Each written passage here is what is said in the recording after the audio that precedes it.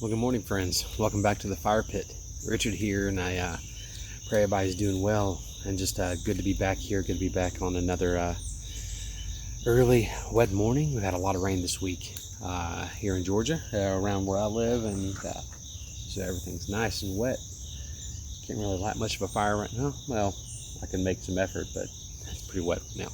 Anyway, yeah, it's just a lot going on this week in a lot of different respects. A lot of continued unrest and chaos in this country. And I just pray right now over all of that for just some semblance of peace and to come to all this and an end to all the violence that's happening. And it's heartbreaking to watch it happen. But and also just praying for our friends on the Gulf Coast this week that have been battered by these now Hurricane Laura coming ashore and the havoc that it's wreaked to Louisiana and Texas and all that. And I pray for all those that are directly impacted by that, and that their region's able to recover and from the devastation, and I know they will. That's kind of the beauty of who we are, that God pulls us through, and then we bounce back, and these people they will bounce back. Anyway, I'm just pondering this morning of a lot of different things that have been on my mind, and unsure of what of where God wants to lead me this morning as I share with you what's my heart, and there's so much there. But it's interesting, and where he took me this morning, and it took me back to this journal right here. This was my journal from 2015. This was the journal that I took with me to Colorado for the first Wild at Heart boot camp I went to in January of that year, where God met me in a really huge way, where I was able to experience some significant breakthrough, brokenness in my own heart, and significant healing, and begin to really the process of allowing Jesus to really heal some places in my heart.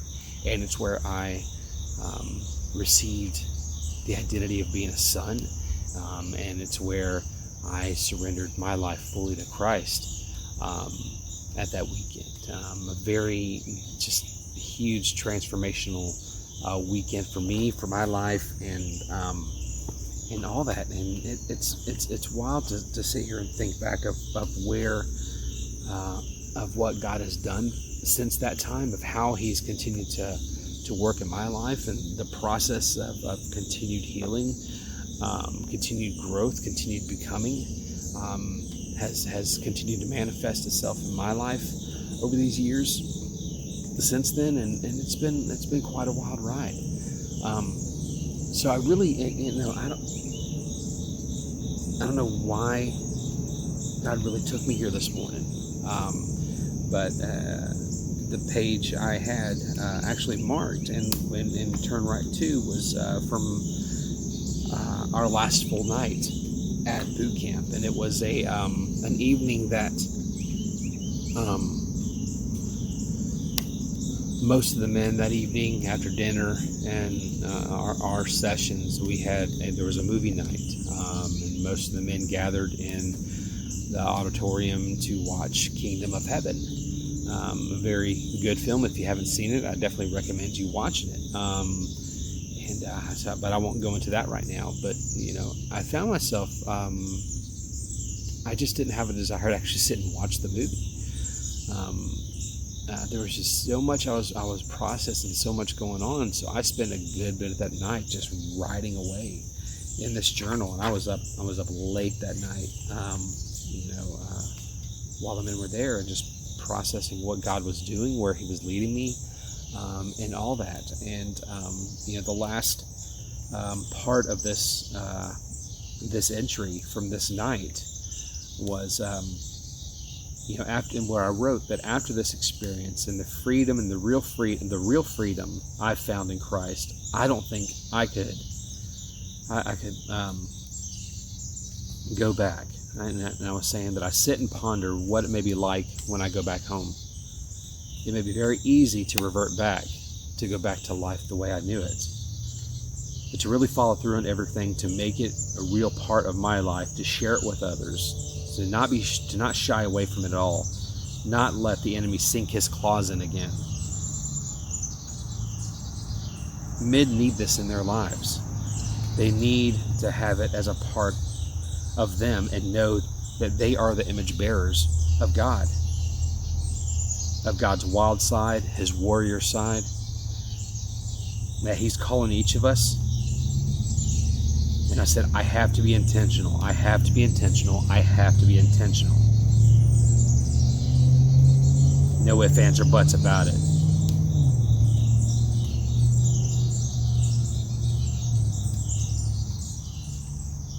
To not fall into the trap of the enemy, but rather the arms of God, and prepare to take my place as a part of his kingdom and in his kingdom. And I'm sitting there just thinking about that. And as it relates to the here and now, and as it relates to what we do now with Anvil Weekend. This was probably the beginning stages of that weekend, the ideas of that weekend, when I really sit here and think back on it. Now I remember the first time I really talked with someone about this idea wasn't until a year and a half later, when my buddy Butch and I got together and met and threw back the idea of holding a weekend of some type for men in our region, and taking what God has shown me, what I've learned through this, through Wide of Heart, through all that, to the men of this of my world and beyond. And it's wild, because I sit here and just ponder what that's led into. And friends, I'm going to be honest. I battle a lot of warfare when it comes to diminishment and disqualification for leading these weekends, for putting these weekends together and bringing you men out to be a part of it. I battle that quite frequently, because I know that the enemy, like I wrote in here in this journal entry, is trying to sink his claws into me and trying to make me feel like that I have nothing to offer to anyone. But I've learned something. I've learned something very significant in the midst of all this. So the reality of it all is that there is that all of those attacks, all of those false agreements that the enemy tries to get me to make against myself, against this weekend, is par for the course. It's the way he rolls. It's the way he tries to keep any of us from fully stepping into the fullness of who we are. And friends, I don't step into this weekend lightly. I firmly believe in what we do. I firmly believe in what this weekend can offer to the hearts of men all over. So it's a mission that, having been awakened to, that I can't not do, that I can't let go of. And it's not for me. I get no glory from this. I want no glory from any of it. I feel that it's just too important of an issue to not step into, that there's so many men all over that are just in dire need of orientation, of being reoriented to who they are, of even if they've been walking with God, of getting reoriented back to the trueness of who God says that they are. So that's where I feel God's taken me this week and asking me to kind of share with you kind of the trueness of my heart in this, that I struggle with it, that I struggle with a lot of warfare in all of this. And I think but I have since we first began this thing, that the enemy's always been up against it. And I know my brothers all around that also run various men's weekends around. I know they experience the same things, the same battles, the same kinds of warfare in different contexts. But it's the same thing of the enemy trying to diminish what it is we do, because the truth of the matter is that we are trouble for him. And when we awaken the hearts of other men, we become trouble for them as well. So as long as God continues to lead us this way, this is what we will do. This is the weekend. This weekend is too vital and too important, and it's just one of the many kingdom outposts that around this world that are really focused on seeing the hearts of men awakened. And I'm so thankful for the opportunity. I thank God always for just the chance each day to be able to step into this mission, even when I don't feel qualified to do so. But there's the old adage that God doesn't call the qualified, that he qualifies the call, right?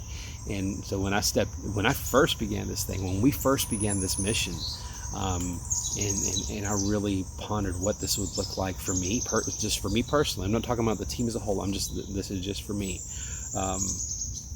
What that would look like, I really wrestled with what it is that I have to offer in all of this, and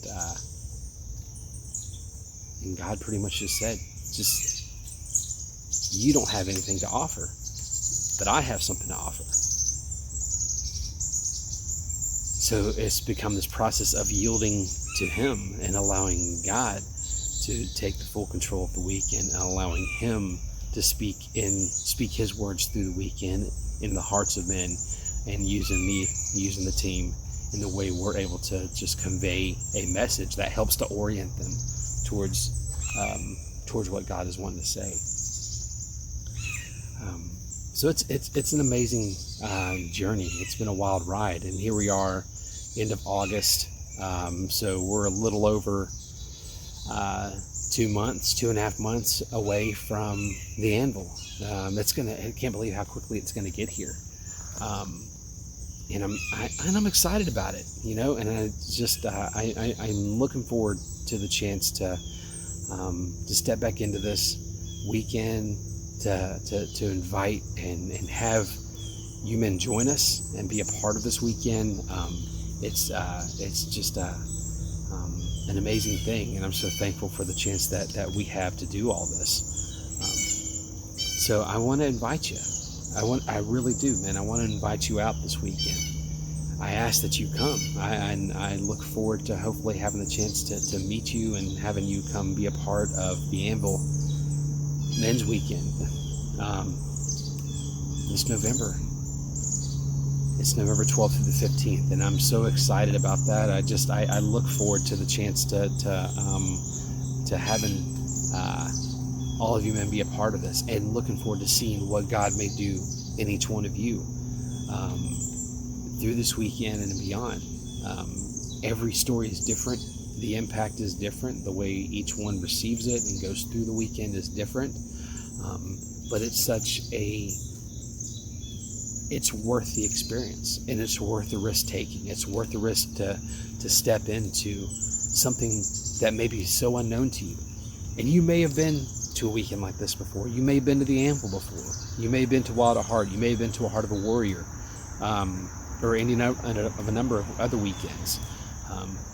But each time, and I can vouch for this personally, and I know other men that have been to multiple Anvil weekends will also say, or other multiple other weekends will say, that each time you step into this journey, each time you step on into a weekend like this, what happens and what God does is different every single time.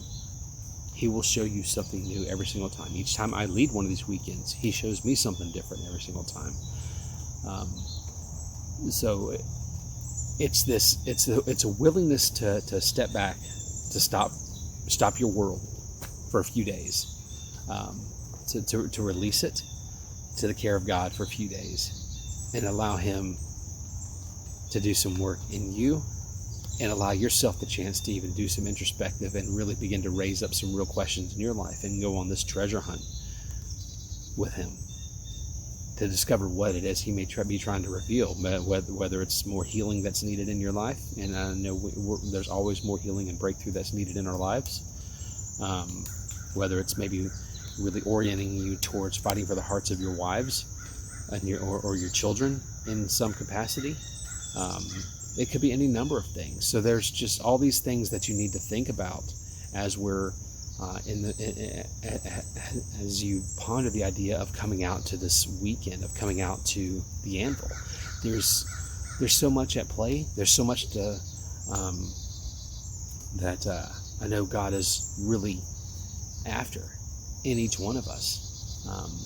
Maybe it's understanding, and even it's going back to the basics of understanding our place within the context of God's story, of the larger story,